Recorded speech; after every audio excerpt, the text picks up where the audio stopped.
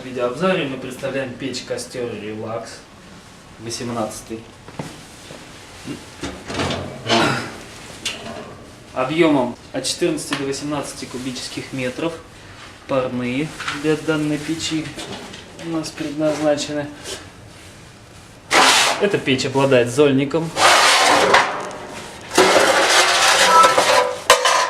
для удобного сброса золы и его выкидывания. Колосником.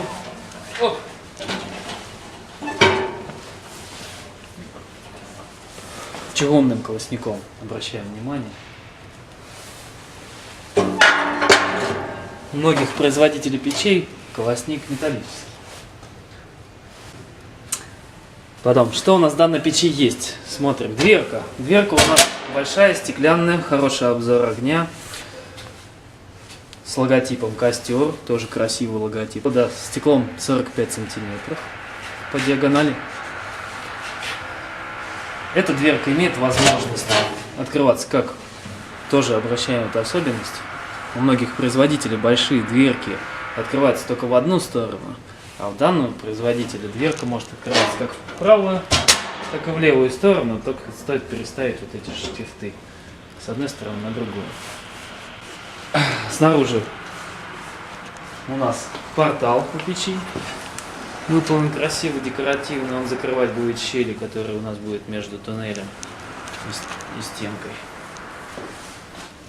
Сверху мы на печи, что мы видим? Каменку. Каменка закладывается у нас 60 килограмм камней. То есть довольно-таки большая каменка. Развитый конвекционный кожух, который позволяет очень быстро нагнать парной температуру. Камера вторичного дожига газов.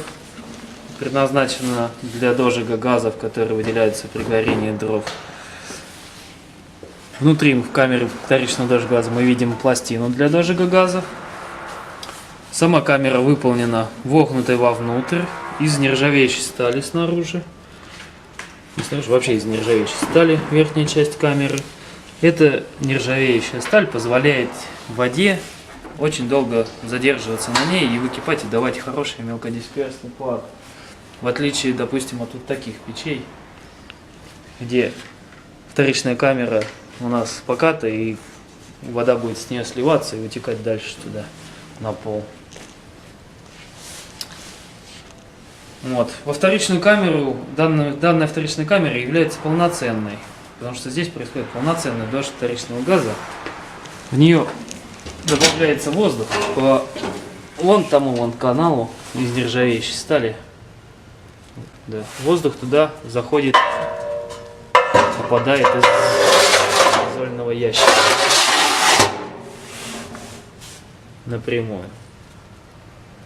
Здесь получается, что когда воздух попадает в вторичную камеру дожига, и включается дожиг. Если воздух не будет попадать, то дожига не будет происходить.